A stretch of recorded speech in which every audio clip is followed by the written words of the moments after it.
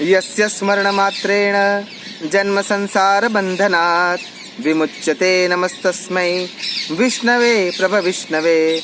नमस्कार, आप सभी का स्वागत करता हूँ आप ही की चैनल में, जिसमें हम धर्म के सार गर्भित विषयों को लेकर चर्चा करते रहते हैं। आज का हमारा विषय है कामिका एकादशी। कामिका एकादशी नाम से ही उसकी महिमा समझ में आ जाती है। हमारे जीवन के 4 पुरुषार्थ होते हैं: धर्म, अर्थ, काम और मोक्ष। इन 4 पुरुषार्थों को पूर्ण करने के लिए मनुष्य जीवन मिलता है। उसमें से जो तीसरा चरण है काम, उस काम में से हमें उसको भोगने के साथ, सुयोग्य क्रिया के साथ, सुयोग्य जीवन के साथ निष्काम की ओर गति करना है और हमारे कर्मों को साफल्य की ओर लेकर जाना है। उसका दूसरा नाम यानी कामिका एकादशी। कामिका एकादशी को पवित्रा एकादशी भी कहते हैं। पवित्रा एकादशी, ये पवित्र जीवन क्यों आवश्यक है? भगवान श्री कृष्ण को एक बार देवी सत्यभामा ने पूछा कि भगवान, आपकी तो बहुत सारी रानियां हैं और फिर भी मैंने ऐसा सुना है कि आप बाल ब्रह्मचारी हैं, क्या ये सत्य है? भगवान श्री कृष्ण कहते हैं कि सीधी सी बात अगर मैं हाँ कह दूंगा तो आप उसका स्वीकार नहीं करोगे। क्यों ना इस पृथ्वी के परम तत्वों से ही इसकी परीक्षा की जाए। सत्यभामा देवी को बताया गया, क्यों ना ऐसा करे। हमारी द्वारिका के पास एक अत्यंत रमणीय सरिता बह रही है, उसके उस पार दुर्वासा मुनि तपस्या में लीन है। क्यों ना ऐसा किया जाए कि आप उस उपवासी ब्रह्मनिष्ठ ऋषि मुनि को भोजन करवा दे। सत्यभामा देवी ने ऐसा सोच लिया कि हाँ, मैं उनको भोजन करवाऊंगी। लेकिन जाना कैसे है? नदी को पार करके जाना है ना। तो पहले तो सत्यभामा देवी वहाँ पे पहुँचती है और जाके नदी से कहती है कि हमें मार्ग दे दो, हमें उस पार जाना है, दुर्वासा मुनि को भोजन करवाना है। लेकिन नदी अपना मार्ग नहीं छोड़ती। तब कृष्ण की कही हुई बात सत्यभामा को याद आती है कि कृष्ण ने कहा था कि नदी को ऐसा कहना, सरिता को ऐसा कहना कि अगर कृष्ण बाल ब्रह्मचारी है तो हे नदी, हे सरिता, आप मुझे मार्ग दे दीजिए। और सत्यभामा उस वाक्य को दोहराती है। जैसे ही सत्यभामा उस वाक्य को दोहराती है, तुरंत ही नदी अपना मार्ग छोड़ देती है और वहां पे रास्ता हो जाता है। बहुत ही आश्चर्य हो जाता है सत्यभामा देवी को कि ये क्या हुआ। वो अपने कार्य में आगे जाने के लिए ब्रह्म भोजन के लिए ब्रह्म का भोजन तैयार करके जो थाल वगैरह चीज़ें लेकर गई हुई है, वो वहाँ पे जाकर दुर्वासा मुनि को अर्पित करती है। वहाँ पे तुलसी का पौधा रखती है, भोजन भगवान श्री हरि विष्णु को ध्यान करके अर्पित करती है और प्रसाद के रूप में दुर्वासा मुनि को दिया जाता है। दुर्वासा मुनि पूरा भोजन खा लेते हैं, एक दाना भी नहीं छोड़ते कि भाई किसी को प्रसाद भी देना है तो उतना भी नहीं छोड़ते। अब यहाँ पे सत्यभामा देवी को गुस्सा आ जाता है, लेकिन तब तक नदी का जो प्रवाह जो बंद हो गया था, उसने रास्ता दे दिया था, वो फिर से बहने लगता है। शाम होने को है, दुर्वासा मुनि ने तो पूरा भोजन समाप्त कर दिया है। एक छोटा सा दाना भी नहीं रखा कि प्रसाद के रूप में ले सके। और नदी के किनारे जाकर फिर से वो सोचती है कि अब जाए कहाँ, कैसे जाए, वहाँ पे उस पार जाना तो है लेकिन जाए कैसे। उस समय दुर्वासा मुनि ने जो कहा था वो उनको याद आता है। दुर्वासा मुनि ने कहा था कि नदी के आगे जाके बोलना कि अगर दुर्वासा मुनि सच्चे रूप में उपवासी ही रहते हैं, सदैव उपवासी रहते हैं, उन्होंने कभी खाना ग्रहण किया ही नहीं है, तो हे नदी, आप मुझे मार्ग दे दीजिए। और जैसे ही सत्यभामा देवी इस वचनों को उद्धृत करती है कि तुरंत ही सरिता अपने स्थान को छोड़ देती है। अब बड़ी विटंबना उनके मन में आ जाती है कि मेरे सामने ही दुर्वासा मुनि ने पूरा भोजन समाप्त कर दिया है, एक छोटा सा दाना भी नहीं छोड़ा कि जिसके ऊपर हम रखकर खाना भी खा सके या प्रसाद ले सके, ऐसा एक दाना भी नहीं छोड़ा। और फिर भी वो सदैव उपवासी है। कृष्ण की इतनी सारी रानियां हैं, पटरानियां हैं, अष्ट रानियां हैं, और फिर भी वो ब्रह्मचारी है। ऐसा कैसे हो सकता है? जाके वो भगवान के चरणों में गिर जाती है और कृष्ण से अर्ज करती है, विनती करती है कि हे प्रभु, जगत के आधार आप ही हो, सत्य बताइए ये कैसे हो सकता है। तब श्री कृष्ण उसका उत्तर देते हुए कहते हैं, तेन त्यक्तेन भुंजी था, आपने जो भी भोगा है उस भोग को ईश्वर प्रदत्त कर दो। वो आपने नहीं भोगा है, इस भाव को अंदर डाल दो और उस भाव को मन में स्थिर रखो कि जो भी क्रिया या जो भी कर्म मेरे आसपास घटित हो रहा है वो सारे के सारे ईश्वर कर रहा है, मैं कुछ नहीं कर सकता। तेन त्यक्तेन भुंजी था मा ग्रूद कस्य स्विद धनम।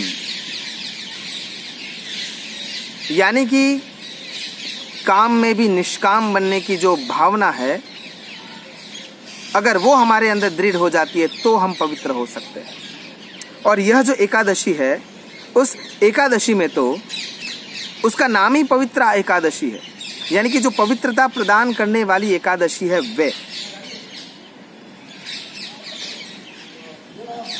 लेकिन अभी मैं एक छोटी सी कहानी बताऊंगा जो इस एकादशी के साथ जुड़ी हुई है। एकादशी व्रत की कथा ही बताने जा रहा हूँ। पुरातन समय की एक बात है। उस समय एक गांव में एक ठाकुर हुआ करते थे और वहाँ पे एक ब्राह्मण हुआ करता था।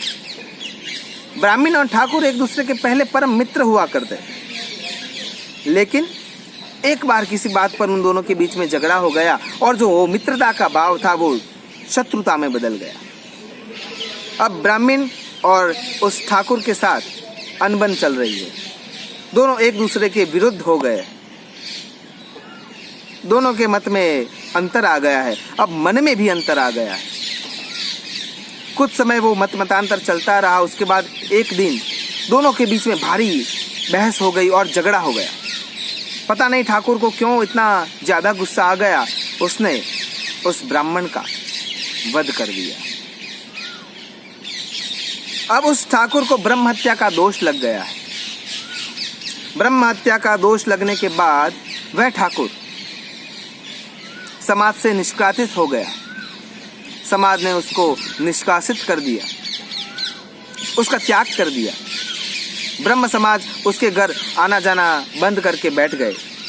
उसके पास उसके घर का दाना पानी भी सबके लिए हराम होने लगा। अब वो ठाकुर अपने आप को कोसने लग रहा है कि मैंने एक क्षणिक गुस्से के कारण किसी एक ब्रह्म का या ब्रह्म के चिंतक का या ब्रह्म के स्वरूप का या किसी ब्राह्मण का वध कर दिया। और उसके मन में पश्चाताप की अग्नि जल रही है। वो रो रहा है, बिलख रहा है, अपने कर्मों को या अपने गुनाहों को माफ करने के लिए ईश्वर के सामने बार बार जाके अपनी नाक रगड़ रहा है, लेकिन उसको प्रायश्चित नहीं मिल रहा। कुछ सालों के बाद वो एक साधु से मिलता है। जाके वो अपने मन की व्यथा व्यथित करता है कि हे साधुवर्य, मेरे पूर्व काल में मैंने एक बहुत बड़ी गलती कर दी है जो अक्षम्य है, जिसके कारण मुझे ब्रह्म हत्या का दोष लग गया है। मैं एक मामूली गुस्से को काबू में न रख सका और अपने नियंत्रण को खोने के कारण आज मैं ब्रह्म हत्या का भागी बन चुका हूँ। चारों ओर से मुझे सिर्फ दुख ही दुख दिखाई दे रहा है। मेरे मन में ग्लानि इतनी व्याप्त हो चुकी है कि मैं अपने आप को दोषित मान रहा हूँ। साधु के चरणों को पखालने के बाद साधु उनको आशीर्वाद देते हैं कि अगर आपको पाप में से मुक्त होना है तो आषाढ़ मास के कृष्ण पक्ष की पवित्र एकादशी का आपको विधि विधान के साथ व्रत करना है। अगर आप आषाढ़ मास के कृष्ण पक्ष की पवित्र या कामिका एकादशी का व्रत विधि विधान से करेंगे तो उसके पुण्य बल से आप पवित्र हो जाएंगे। और कुछ वर्षों की तपस्या के बाद जब कामिका एकादशी आती है तब उसने विधि विधान के साथ पूजन अर्चन किया और उसको स्वप्न में भगवान का प्रादुर्भाव हुआ और उसको स्वप्न में भगवान ने आशीर्वचन दिए कि आज से तुम्हारी ब्रह्म हत्या को मैं मिटा रहा हूँ। प्रश्न यहाँ पे यह खड़ा होता है कि क्या सिर्फ उपवास रख देने से ब्रह्म हत्या जैसे जघन्य पाप का निवारण हो सकता है? नहीं हो सकता, मैं कहूंगा नहीं हो सकता। तो फिर भगवान श्री हरि विष्णु ने इस तथ्य को या इस बात को जब उस व्यक्ति के स्वप्न में डाल दिया और उसको बता दिया गया कि हाँ तुम पवित्र हो चुके हो, तो क्या ये बात सहज ही तथ्य के रूप में मान लेनी चाहिए? क्या तात्पर्य क्या हो सकता है इस विषय को? तात्पर्य क्या हो सकता है इस बात का? या मैं एक दिन उपवासी रह जाऊं तो क्या मैं ब्रह्मनिष्ठ की या ब्रह्म हत्या की या भ्रूण हत्या की या किसी जीव की हत्या का दोषित नहीं रहूंगा? ऐसा तो हो ही नहीं सकता। शास्त्र तो यहाँ तक कहते हैं अहल्या द्रौपदी सीता तारा मंदोदरीस् तथा पंच नाम स्मरे नित्यम महापातक नाशनम। यानी कि मैंने इन 5 नामों को याद कर लिया, रट लिया, बोल दिया, एक बार उद्घृत कर दिया, यानी कि मैं पवित्र हो गया। क्या ये हो सकता है? नहीं हो सकता। तो फिर शास्त्र ऐसा क्यों कहते हैं कि कामिका एकादशी का व्रत करने पर, पवित्र एकादशी का व्रत करने पर इंसान, मनुष्य अपने पाप कर्मों से, ब्रह्म हत्या जैसे जघन्य पापों में से भी मुक्ति को प्राप्त कर सकता है? ऐसा क्यों? हमारे पौराणिक जो भी श्लोक है, अहल्या द्रौपदी सीता तारा मंदोदरीस् तथा पंचनाम स्मरे नित्यम महापातक नाशनम, उनका नाम स्मरण करने से पापों में से मुक्ति नहीं मिलती, बल्कि उनके जीवन चरित्र में झांक कर, उसको अपना कर, उसके अनुसार जीवन को बनाने से ही पाप कर्मों में से मुक्ति मिलती है। इसीलिए इस जीवन को परिवर्तित करने वाली एकादशी को कामिका या पवित्रा या पवित्री एकादशी कहते हैं, जिसके द्वारा हमारा जीवन का रास्ता बदल जाता है। इसीलिए उसको पवित्रा एकादशी कहते हैं। अन्यथा सौराष्ट्रे सोमनाथं च श्रीशैले मल्लिकार्जुनम उज्जैन्यां महाकालम ओंकारम अमलेश्वरम परल्यां वैद्यनाथं च डाकिन्यां भीमशंकरम सेतुबंधे तु रामेशं नागेशं दारुकावने वाराणस्यां तु विश्वेशं त्र्यंबकं गौतमी तटे हिमालये तु केदारं दृष्णेशं च शिवालय एतानि ज्योतिर्लिंगानि सायं प्रातः पठेन्नर सप्त जन्म कृतं पापं स्मरणेन विनश्यति। आखिरी वाली लाइन पर ध्यान दीजिए, स्मरणेन विनश्यति। केवल स्मरण मात्र से पापों में से मुक्ति मिल जाएगी? अगर विश्वास है तो मिलती है, लेकिन उसके पीछे का तथ्य यह है कि हमें इन जगहों पर जाकर अपने पापों को प्रायश्चित के रूप में भगवान के आगे बताना है, या वहां पे जाके अपने जीवन को परिवर्तित करना है। जो हम धर्म, अर्थ, काम और मोक्ष, इन चतुर्विध पुरुषार्थों को प्राप्त करने के बाद उनके श्रेयस्कर पुरुषार्थ मोक्ष की ओर गति करते हैं, उनके मार्ग को प्रशस्त करने वाली ये सारी जगह है। इसीलिए उस श्लोक में ऐसा कहा है, स्मरणेन विनश्यति। यानी अगर मैं उसके आगे अगर सोचूं तो जिन्होंने गंगा लहरी लिखी, ऐसे जगन्नाथ जी ने पूरी दुनिया में अपने नाम का डंका बजा के रखा हुआ था कि उनके जैसा परम विद्वान कोई नहीं। लेकिन उनके पिता थे, वो उनको बार बार कोशिश करते थे कि तेरे जैसा बुद्धू कोई नहीं। उन्होंने सोच लिया अगर मैं अपने पिता को मार डालूं तो इस दुनिया में मुझे कोई नीचा दिखाने वाला नहीं होगा। सिर्फ सोचा था, लेकिन एक बार वो जब छत पर खड़े थे, उनके माता पिता दोनों बातें कर रहे थे। दोनों की बात सुनकर उनको पता चला कि मेरे पिताजी तो मेरे लिए बहुत अच्छा सोचते हैं, लेकिन निंदक नहीं है रे राखिए, वो निंदक बनकर मुझे और प्रोत्साहित कर रहे हैं। यानी मैंने तो जो सोच के रखा था वो तो बहुत ही गलत है। अगर दूसरा कोई कारण देखूं तो तुलसीदास ने अपने ससुर के लिए ऐसा सोच के रखा था कि मेरे प्रियतमा, मेरी पत्नी को मिलने से जो रोकता है वो मेरा ससुर है, क्यों ना मैं उनको मार दूं। अगर वो मेरे रास्ते से निकल जाएंगे तो मुझे कोई नहीं रोकेगा। केवल सोचा था, लेकिन उस सोच के बाद जब उनको सही बात का पता चला तब उन्होंने प्रायश्चित किया। प्रायश्चित क्या है इस सोच का?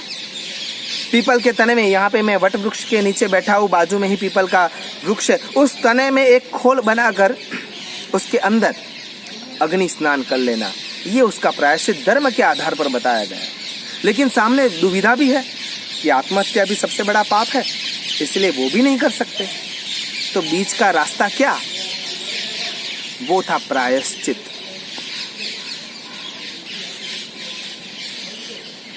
कहने का तात्पर्य मेरा यह है कि अगर हमसे कुछ गलती हो गई है, अगर हमने ब्रह्म हत्या जैसे जघन्य पाप कर दिए है, भ्रूण हत्या जैसे पाप कर दिए है, तो उसका बचाव केवल एक ही है, प्रायश्चित। गुजराती मां पंक्तिओ छे, हा पस्तावो विपुल जरणो स्वर्गथी उतर्યું છે, पापी तेमा स्नान करीने पुण्यशाली बन्યું છે। यानी कि ये जो समय है वो हमारे पुण्य का उदय करने वाला समय होता है। इसीलिए हम पवित्रा एकादशी की चर्चा कर रहे हैं। क्या फल मिलता है इस एकादशी का व्रत करने से? एकादशी का व्रत करने से अगर हम वाजपेयी यज्ञ करते हैं, अयोध्या, मथुरा, माया, काशी, कांची, अवंतिका, इन सप्त मोक्ष पुरियों के वहां पे जाकर, स्थानों में जाकर देव दर्शन करते हैं, मनुष्य की सेवा करते हैं, उसके अलावा अगर हम गंगा आदि तीर्थों का स्नान करते हैं, उसके अलावा अपने गुरु को पृथ्वी का दान करते हैं, समुद्रों का दान करते हैं, या पूरे पूरे पर्वतों का दान करते हैं, और उसके बदले में जो पुण्य मिलता है उतना पुण्य केवल इस एकादशी के व्रत के आधार पर मिल सकता है। इसीलिए इसका नाम पवित्रा एकादशी है। लेकिन इस एकादशी को करने का तरीका कुछ अलग है। इसमें हमें हमारे मन को उत्तम कोटि की ओर लेके जाना है, अपग्रेड होना है हमें हमारे मन से। जैसे कि दूध होता है, वो गाय के शरीर में से निकलता है, तब दूध है, अमृत दूध है। उस दूध में छोटे से ज्ञान की किरण मिल जाती है या खटाश मिल जाती है, तब उसमें से मथने के बाद 2 दिन के बाद दही बन जाता है। उस दही को अगर मथा जाता है तो उसमें से छाछ यानी जो अवगुण है वो निकल जाते हैं, और जो बचता है वो मक्खन होता है। और उस मक्खन को ज्ञान की अग्नि में अगर जलाया जाता है, तपिश दी जाती है, अग्नि दी जाती है, आग दी जाती है, ज्ञान का शुद्ध जल दिया जाता है, तो उसमें से कभी ना बिगड़ने वाला घृत यानी कि घी बनता है। लेकिन घी बनने के बाद उसका मूल्य बढ़ जाता है, वो तो सही ही है। दूध से ज्यादा मूल्यवान दही होता है, दही से ज्यादा मूल्यवान मक्खन होता है, और मक्खन से ज्यादा मूल्यवान घी होता है, घृत होता है, आज्य होता है। लेकिन ज्ञान रखने की बात वहां पे भी आती है कि अगर हम घृत के समान सभी गुणों से संपन्न तो हो गए, पवित्र हो तो गए, लेकिन याद रखना कहीं पे वो छोटा सा संगत का रंग लग गया, और अगर घृत को, घी को बार बार कपड़े से छाना जाता है, 100 से ज्यादा बार अगर उसको कपड़े से छाना जाता है, तो वह घृत, वह घी, वह आज्य जो कभी नहीं बिगड़ता था, वो जहर में तब्दील हो सकता है। यानी हमें पवित्रता प्राप्त करने के लिए अपने आप को उत्थान के रूप में ऊपर तो उठाना है, लेकिन गुरु के चरणों में नतमस्तक रहना है, ईश्वर के सानिध्य में नतमस्तक रहना है। अगर कोई पूर्व जन्म का या पूर्व कर्म का एक छोटा सा अंकुरण भी अंदर रह जाता है, तो वो पवित्रा एकादशी का व्रत भी निष्फल कर देगा। इसीलिए आप सबको पता है कि बहुत बड़े पतीले में अगर दूध रखा हुआ है, लेकिन उसमें एक बूंद नींबू की या खटाश की गिर जाती है, तो पूरा दूध बिगड़ जाता है। इसलिए इस तथ्य को आत्मसात करने के लिए ही, पवित्रता प्राप्त करने के लिए ही पवित्रा एकादशी का व्रत बताया गया है। क्या करना चाहिए इस दिन? भगवान श्री हरि विष्णु का आराधन करना है।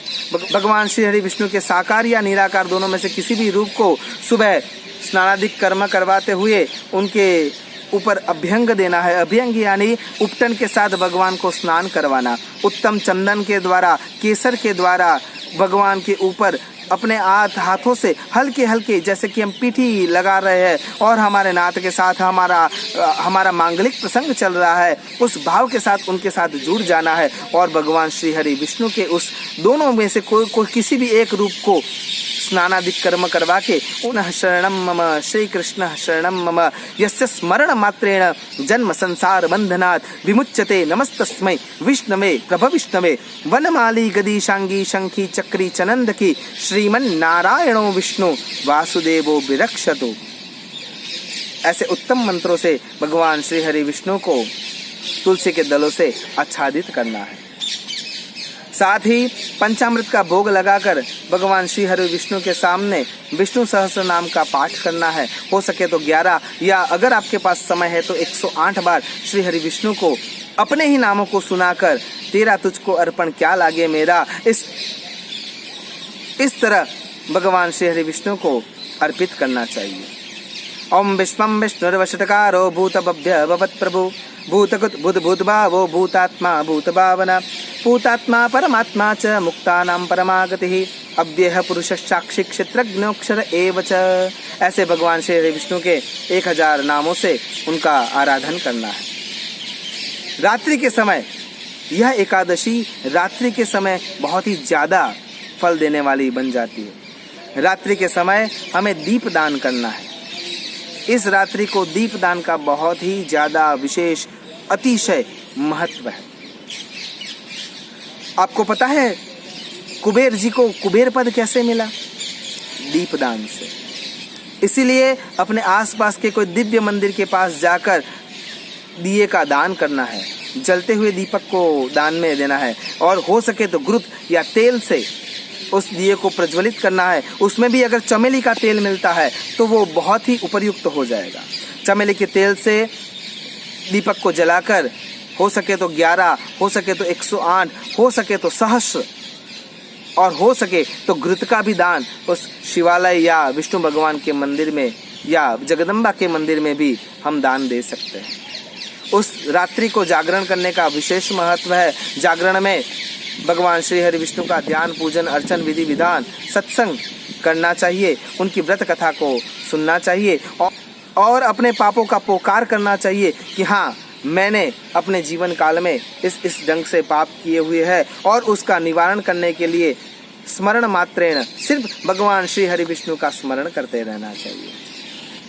दूसरे दिन जब द्वादशी पड़ती है तब उस दिन कोई योग्य ब्राह्मण या किसी जरूरतमंद व्यक्ति के घर पहुंचकर खुद घृत और अक्षत का दान करना चाहिए, जिससे क्या होगा, आपकी आयुष्य में वृद्धि होगी। अगर आयुष्य में कहीं पे भी बीमारी आने वाली है या हमारे नर्वस सिस्टम पे कहीं पे भी घात होने वाला है तो उससे बचने के लिए हमें घृत और अक्षत का दान करना चाहिए। द्वादशी के दिन योग्य ब्राह्मणों को सब परिवार यानी कि उनको भगवान को प्रसाद धराकर भोजन करवाना चाहिए। इस भोजन कर्म से आपके घर में जो अन्न का दोष है वो भी निवारण हो सकता है। इसलिए इस उत्तम एकादशी में आप उसका लाभ ले सके। भगवान श्री हरि विष्णु आपको उत्तमात्तम फल दे और आपके मनोरथ पूर्ण करे। उसी के साथ अस्तु सदा शिवोहम। नमो नमः।